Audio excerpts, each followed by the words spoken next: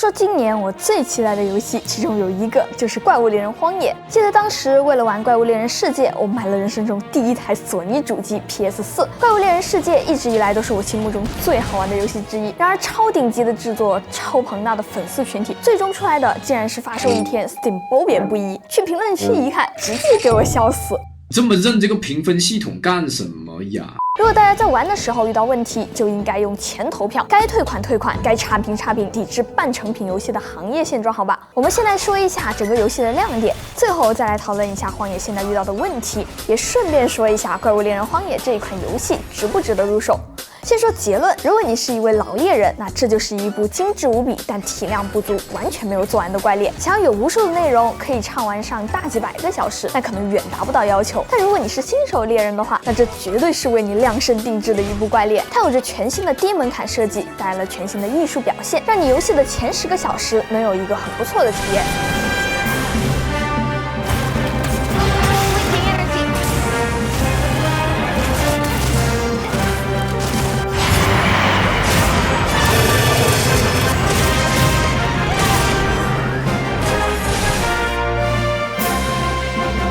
大家还记得自己是哪一代怪猎入的坑吗？2014年，卡普空做完正传《怪物猎人 P3 4剧之后，获得了不错的反响，于是他们想发布一部次世代大作，吸引更广大的玩家群体。于是，怪物猎人舍弃了《怪物猎人5》这个名字，直接叫《怪物猎人世界》。我觉得卡普空本身在制作世界的时候是留了后手的，如果这一次激进的尝试反响不好的话，怪物猎人可能会继续走回小众游戏的路子。然而，《怪物猎人世界》的发售直接取得了巨大的成功，截止今日已经有累计2700万的销量，已然成为卡普空当之无愧的看家招牌。如果你以前玩鬼泣、法环或者是其他的动作游戏，第一次接触怪物猎人的时候，你可能会觉得这个游戏的手感怎么跟屎一样啊？为什么我每一个动作都要罚站？为什么用个道具还要被定在原地啊？重武器更是重量级。这是能战斗的东西？然而这一套动作却是怪物猎人这个系列经久不衰的核心。游戏中的怪物出招缓慢，玩家需要一直观察怪物的动作，以随时改变出招策略。这也是老玩家们常说的和怪之间的互动。熟练之后，那都不是在打怪了，是怪物在看我华丽的表演。剑切龙吼，大剑停龙车，超高出力属性解放斩。没有一个游戏能让我在战斗中有如此成就感。而当你觉得你已经非常熟悉这个游戏的时候，你就会发现，换一把武器就像是换了一个游戏。甚至玩了上千个小时以后，你给我一个我不会玩的武器，我还得去搜视频。人大剑最基本的连段就是我们的左键3连击。左键？左键长1、2。走了，跟正式玩家语言不同。但是这么高的学习成本才能体验的快乐，毕竟只能属于少部分玩家。那怪物猎人世界是如何吸引到这么多的新猎人的呢？答案就是降低门槛，拥抱开放世界。在以前，猎人吃药必须罚站，而且还需要摆出一个帅气的 pose， 不管情况有多紧急，都必须要摆出这个 pose。然而在世界里面，不仅可以移动喝药，还能边跑边喝。再比如之前你要找怪的话，需要用染色球给怪物标记，才能在地图上面找到。有很多高难度任务连地图都没有，世界里面直接跟着导虫就能找到。这一代怪物猎人荒野可以说是在低门槛上更是狠狠的优化了，给了新手极大的方便。这一代找怪直接自动驾驶，甚至坐车的时候我还有空玩会手机。然后在你第一次选择武器的时候，这里有非常详细的引导。你喜欢什么战斗风格？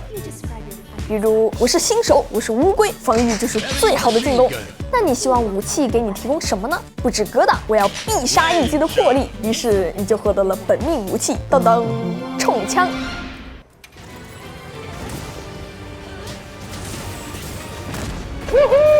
这一代的状态回复更是离谱，现在只需要打开快捷操作波轮，往左就能自动匹配你的血量来吃不同的回复药。如果掉血多的话呢，就会自动吃回复药具；如果是接近满血，就会吃普通回复药。波轮往右是智能解除异常状态，新手甚至都不需要知道这些状态又要用什么来解，着火、臭还是中毒，直接快捷键一键解决。以前的补给品还得记得要在出门前在箱子里面拿，现在都给你放在了坐骑上面，战斗的时候都能补充。甚至一局打下来，我都不用动我的道具栏。而且为了让新手更少受到被打死带来的负反馈，以前大部分怪物都需要你熟练记忆它的大招前摇。荒野在怪物开大招的时候都会有强提醒，不仅图标会疯狂闪红色波浪，还会有队友的语音台词警告你快躲开，完全不可能看不到。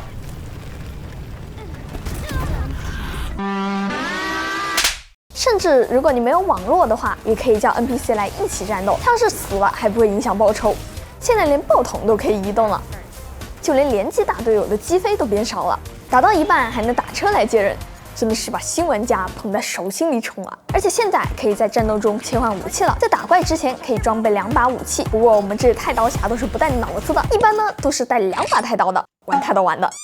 那这一代的战斗如何呢？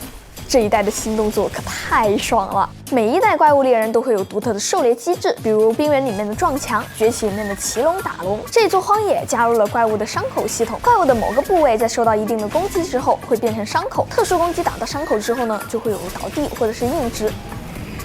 这个伤口是全队共享的，所以你想的没错，队友们已经因为抢伤口打起来了。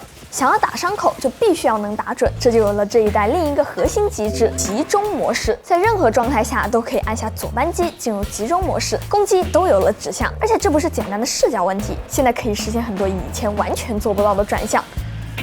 大剑甚至可以在3序的第2次攻击转到另外一个方向，太离谱了。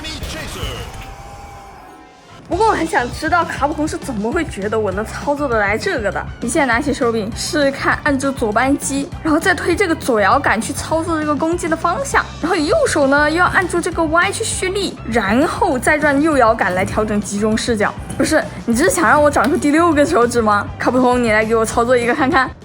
动作天尊卡普空在原本就足够优秀的游戏动作系统上面更进一步，现在很多玩家动作的衔接都更加细腻了，动作和动作之间的衔接针也更多了。看起来虽然感觉动作变慢了点，但其实是更加扎实了。再到核心玩法上，那更是太爽了。接下来这里可能需要对游戏有一点点了解，先来讲一下我们全世界最帅的武器——太刀。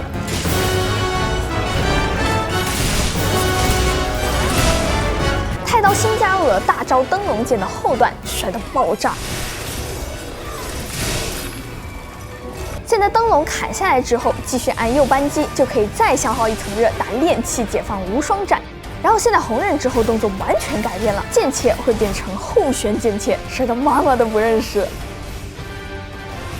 双刀一直都有红色鬼人化，增加攻速、移速和超敏捷的动作。这一回还加入了蓝鬼模式，只需要碰瓷1次怪物的攻击，就可以在红鬼上面再叠上蓝鬼，2个状态可以重叠，继续增加攻速和攻击。而且翻滚动作也会变成攻击翻滚，让双刀现在打起来就只剩我的回合，我的回合，还是我的回合。大剑更是重量级，我看到有评论说这一座是为了新大剑和太刀做的这个游戏。大剑现在是越挨打越爽，直接相杀斩和怪物对冲追击斩，伤害超级加倍。这一代可以说是有史以来最灵活、最激进的大剑了。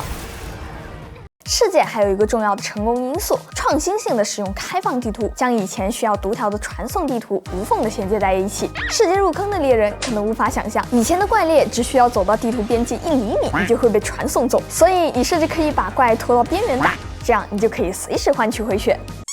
怪物猎人荒野这一次更进一步了，为什么还需要一个专门的场景来放城镇呢？荒野直接把城镇做到了狩猎地图中，以前的星辰直接不需要。而且为了每一张地图都能回到城镇，荒野给每一张大地图中都做了风格各异的城镇中心，产能都是被这样浪费的是吧？甚至2个大地图之间也是可以步行穿梭过去的，他是真的想把这个狩猎场景更加世界化。下一步是不是希望连2地之间的独条都省略了？但是这些都不是这一座怪猎最大的变化，这一座最大的区别是电影化叙事，也就是播片。这一代的播片简直有怪猎世界的10倍长，不知道大家对这个大修改怎么看哈？本意上呢，卡普空肯定是希望用更精致的影片制作，用教程和故事贯穿的方式来吸引更多的新人玩家。新的电影化技术让有一些小片段还是很有意思的，就比如说这个森林人，这是我纯正的老乡啊。再比如说我的猫猫跟我说人话，跟猫呢还会说猫话，谁能拒绝这么可爱的猫猫啊？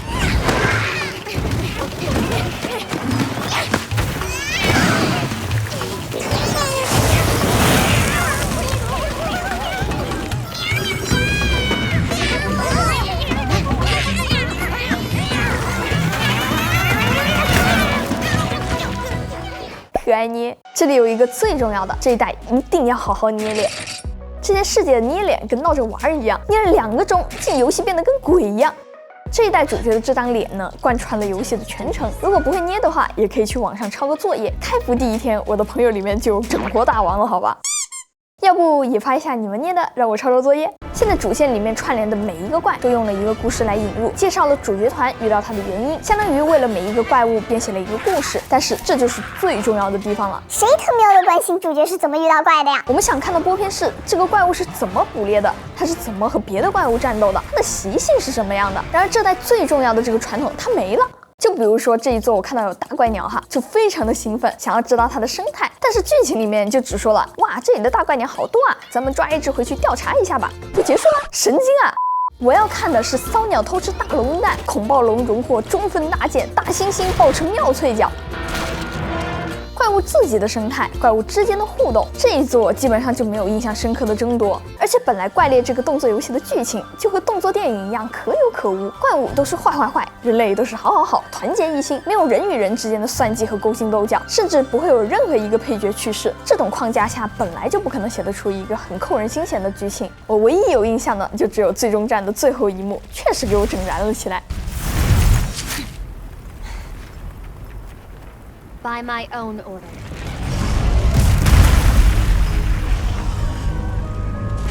I will slay Zoshia.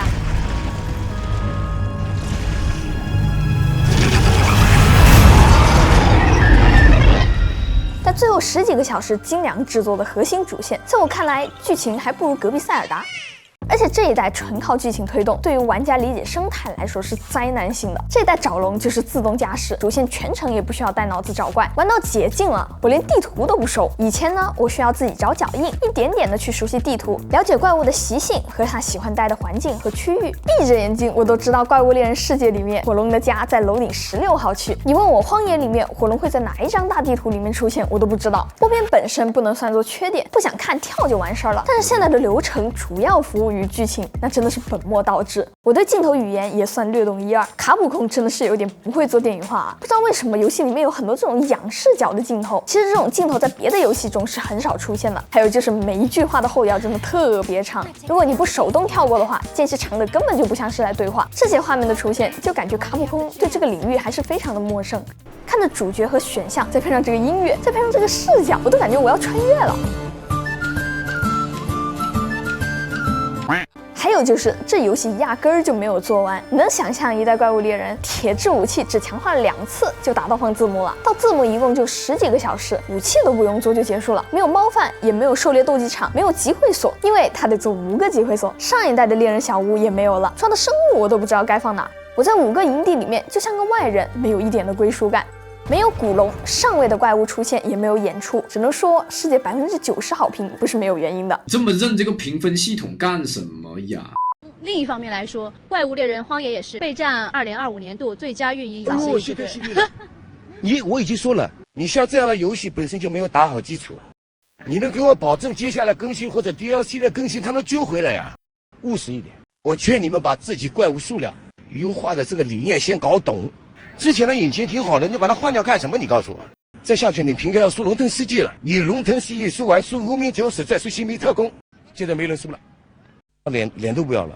那我们再来说一下这个游戏的性能。荒野的试玩有多重量级，大家应该多少有点了解了。好消息是实际体验还是好一点的。这里呢，我就拿了一台我自己用的电脑和一台中高端的机器，还有一台3年前的甜品机器来给大家做一个参考。在官方的 benchmark 里面，4070能在这个场景下极高60帧，3060在1080p 中画质下也能稳60帧，在更高负载的打斗场景中平均50帧，画面只能说是勉强可玩。卡普空为了让你用上真生成，在开始界面就会强提醒，如果你坚持访问，它会告诉你后续可以在设置里面打开。最合适的卡就是4060，40系能开真生成。我朋友在闲鱼上面2000收了一张，2K 分辨率，中画质70帧畅玩。其实这都不是重点，配置和画面都还行，但卡普空的史山代码估计连他们自己都整不明白。很多玩家遇到过崩溃问题。我那天写稿写到3点钟，然后我看到我表哥一直在 Steam 上面上线下线，我就问他为什么游戏开关关呢？是游戏不好玩吗？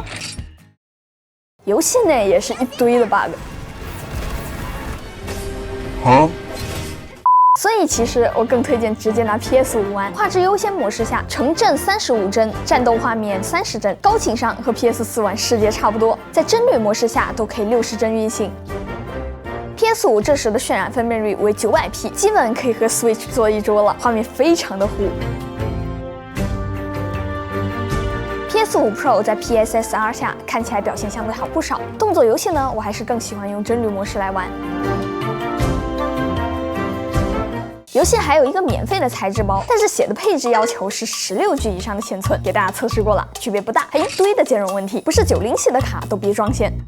最后我想说，我觉得卡普空敢于尝试，其实本身是一件好事。我们老猎人是一群什么玩家啊？其实前面怪猎10几年的引擎就没有怎么变过，我们猎人很知足的，这点优化问题也算啥？我们濒危玩家 PS4 首发25帧，不一样畅玩。卡普空现在就算是端出一坨和世界一模一样的游戏，就叫《怪物猎人世界2》，里面的怪代码都不用改，全部复制粘贴，我们猎人们也会很开心的。我们不一定要一个完全次时代的新作，只是要一个把大家叫回来一起开荒的奇迹。但话说回来，卡普空其实也是知道的，在做尝试也是好事，电影化叙事是其中一部分，在核心的动作玩法上也能有不错的进步，或者说起码能够看得出来，怪猎这个 IP 不是在生命的末期，而是还正值壮年。我对这一代怪猎荒野的感情其实挺复杂的。回想一下，我的博主生涯甚至都是从直播怪猎开始的。我今天整理素材的时候，还从电脑里面找到了以前直播的录像，不知道现在还有没有那个时候就关注的粉丝了？那真的就是10年老粉了。我可能玩完这一段时间，会先去玩别的，还是等完成度再高一点再回来。只能说底子很好，潜力无限。希望这一座后续也能给我带来世界一样的震撼吧。